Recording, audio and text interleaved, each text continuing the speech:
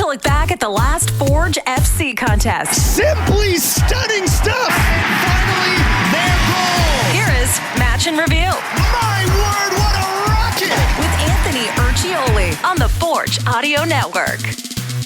Welcome, Forge fans. It is the Match in Review.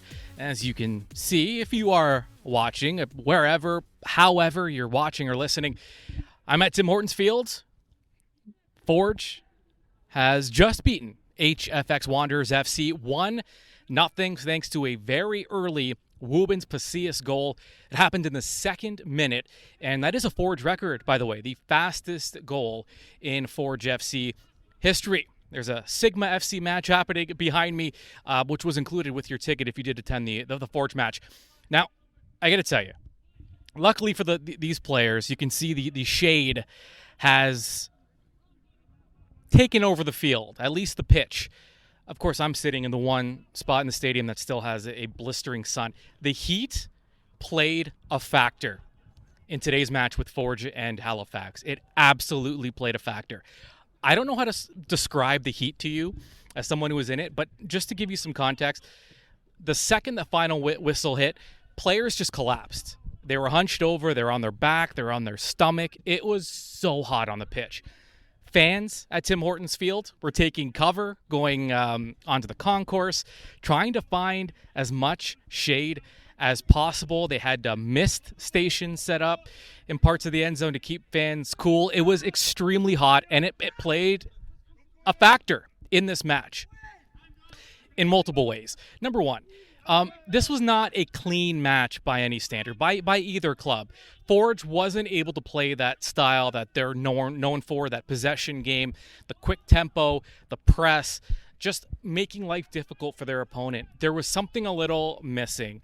And listen, I have no scientific proof, but it's pretty evident on a day like this for Forge to play as uncharacteristic as they did in terms of just not being quite sharp and not having the same level of energy as they normally do. We can't blame the schedule. They've had a week off. I mean, it has to be the heat. And certainly the club believes it was the heat. Forge got the victory, and that's part of it. Bobby Smyrniotis post-match, he mentioned the heat, which is not something he's actually done before. So that tells you how big of a factor it did play. Yeah, we wanted to get on the front foot. We wanted to try and score early to try and open them up. We saw them immediately start off with five in the back. So we kind of figured out that their game plan would be to sit and kind of take in some pressure and look at the counter-attacking moments.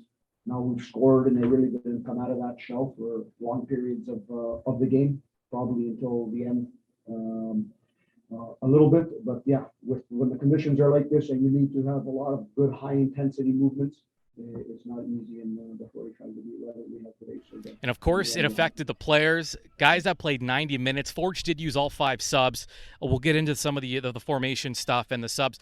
But Alexander Achinioti-Jönsson, who, by the way, played in his today was actually his 101st career CPL match. We'll get more into that later. But let's stick to the heat. I need to paint a picture of how hot it actually was on the pitch. It was so much. Listen, this stadium at Tim Hortons Field, there's wind where you're not sure where it came from. It's somehow hotter here than anywhere else. The stadium has its own climate. Everyone in Hamilton has known that, even back to the Ivor Wynn days. But Alex Achinioti-Jönsson, who played the full 90, played on defense, and then was moved up to midfield after a sub, he talked about the heat after the match. That was tough. It was tough today, and it was not our best game. But we are a championship team. You got to win the games you're not the best team in as well. I think we did some parts well, a lot of parts not very well. But we know we have a solid foundation, and it's important for us to win the games where we don't perform 100% as well. Yeah, now it was the same for both clubs, absolutely. But it did limit Forge in what they were able to do, and it benefited Halifax, who played a pretty solid game. They had double-digit shot attempts. They had more than Forge did. Both clubs had finished with one shot on target. Forge has found the back of the net thanks to Pacius, because he's not going to miss when he gets an opportunity in close to the keeper like that on a set piece. While Forge, they had most of the possession. It wasn't by much. I believe they finished up around 54%. It just was not. There was a lot of touches from the Forge's back line, which is not something we're used to seeing. We're not used to seeing a lot of touches from the back because Forge likes to go forward. They don't like to go backwards, even if it is just resetting. They want to dictate the tempo, but they had to reset multiple times. It just wasn't quite there. Whatever it is, it just wasn't there.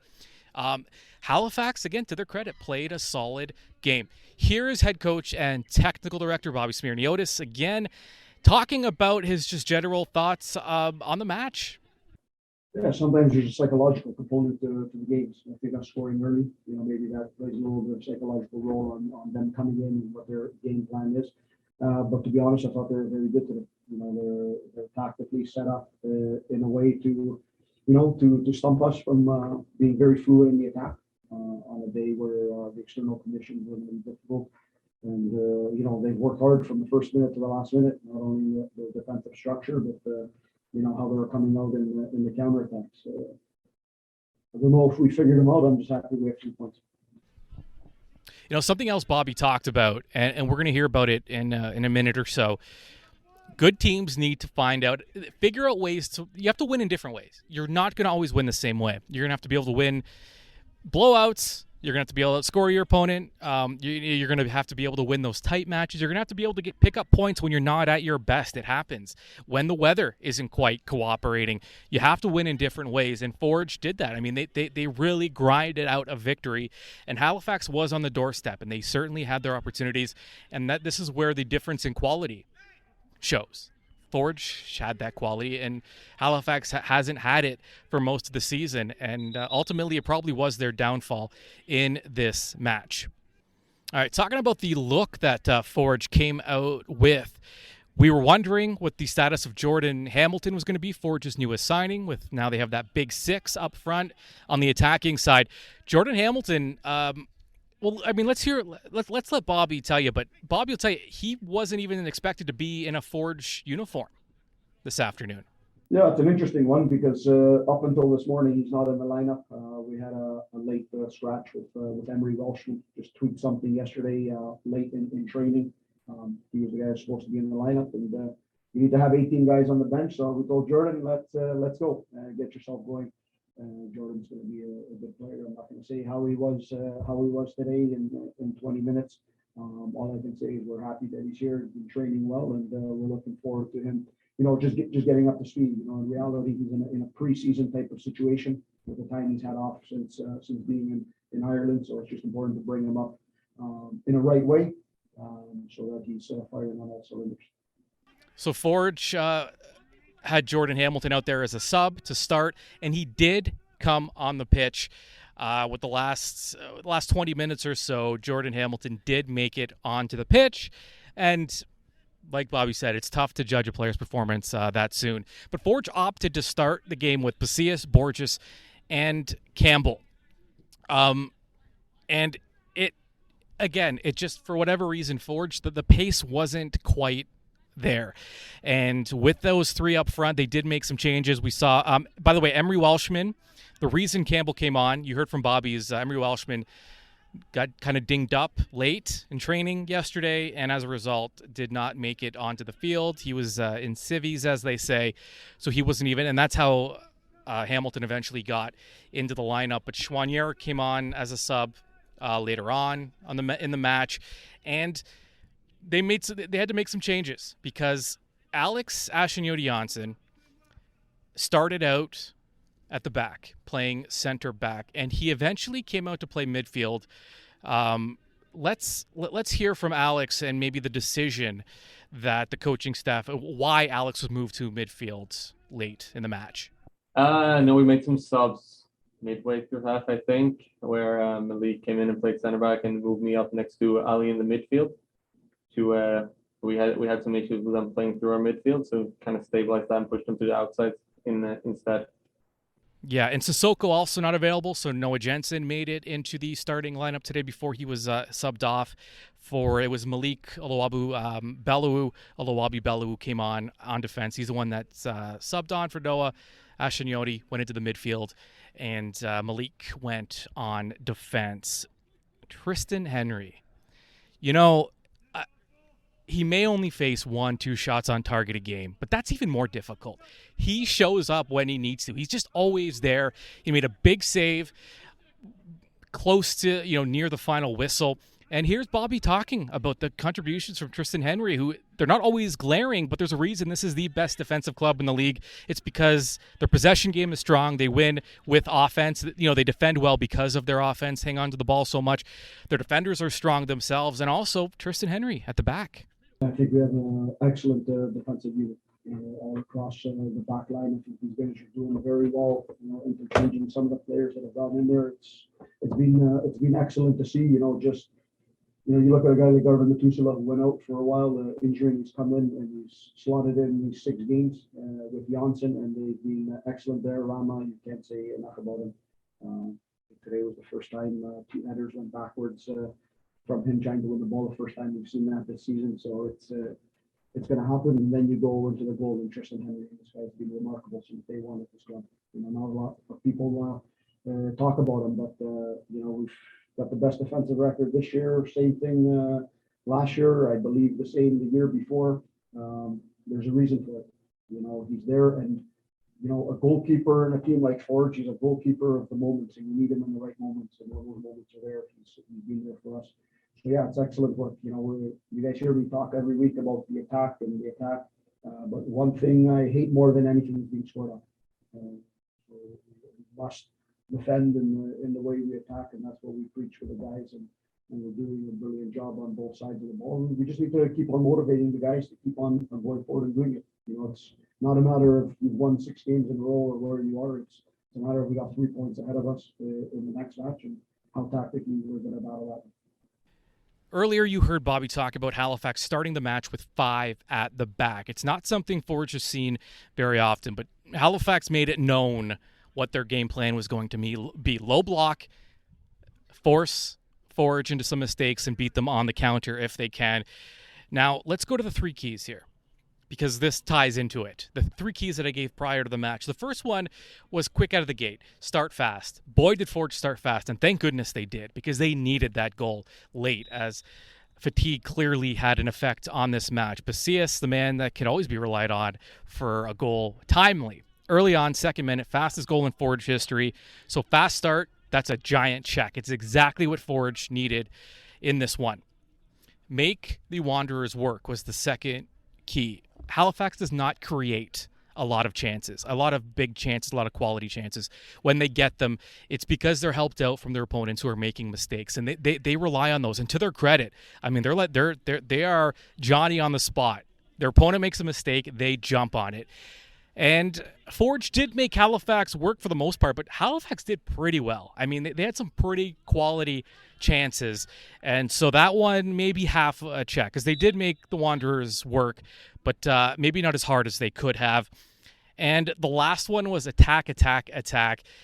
Minutes are going to be limited for some of these attackers going forward because of the Big Six, because they now have Borges, Pasillas, Chouanier, Campbell, Welshman, and the newest guy, Hamilton. So minutes are the premium. You have to maybe earn them more than you did in the first half of the season for sure.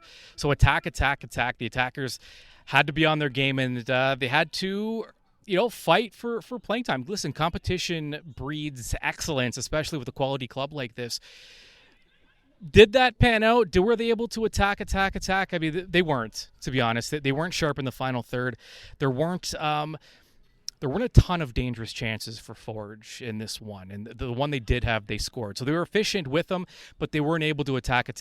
And the weather, the heat, definitely played a factor. And also Halifax, I mean, they started with 5 defenders, and they stayed with 5 even after Forge took a lead. They kept 5 until pretty late into the second half or into the match. So it was going to be difficult to attack, and no check there. Sorry, Forge, you're not getting a check for the attack. The environment wasn't conducive to that type of play, and unfortunately it wasn't there. But Forge got the victory. All right, now we have to talk more about Alexander Achinioti-Jönsson. Played his 101 match, the second most matches in Forge history behind Kyle Becker. Becker was the first to 100. Achinioti-Jönsson's the second. And there might be another Forge player coming. I don't want to jinx anything, but another Forge player might be the third ever to hit 100. Now, Achinioti-Jönsson was honored before the match. There was a little video tribute. They had a special jersey for him with 100 on the back that was framed. So he was honored here at home in front of the fans, and hear what he had to say about the moment and the emotions that come with it. Oh, it means a lot. I think the city took me in from day one since I've been here, and you can see the amazing commitment that the fans have to the team and to Hamilton, the pride that is in the city, and it's just been great paying that back over 100 games. Alex is easily one of the most popular players on the club. So good for him. Congrats to Alex Achinioti-Jönsson. And congratulations to Forge FC. They get a bit of a break. Friday, back on the road, facing Cavalry. Again, the club they just beat 2-1. You know Cavalry is going to be looking for redemption, especially at home, especially as they try to chase down top spot. Forge maintaining their top spot in the CPL. They improve that league best plus minus to plus 24 with goal differential. And now they take that into Cavalry, hoping for another 3 points.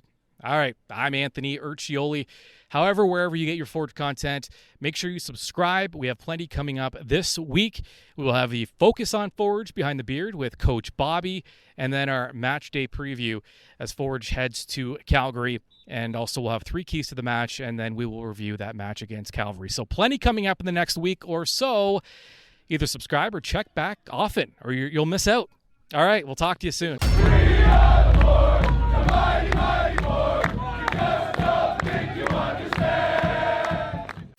This has been Match in Review with Anthony Urciuoli on the Forge Audio Network. For the latest on all things Forge FC, subscribe on Spotify or wherever you get your podcasts.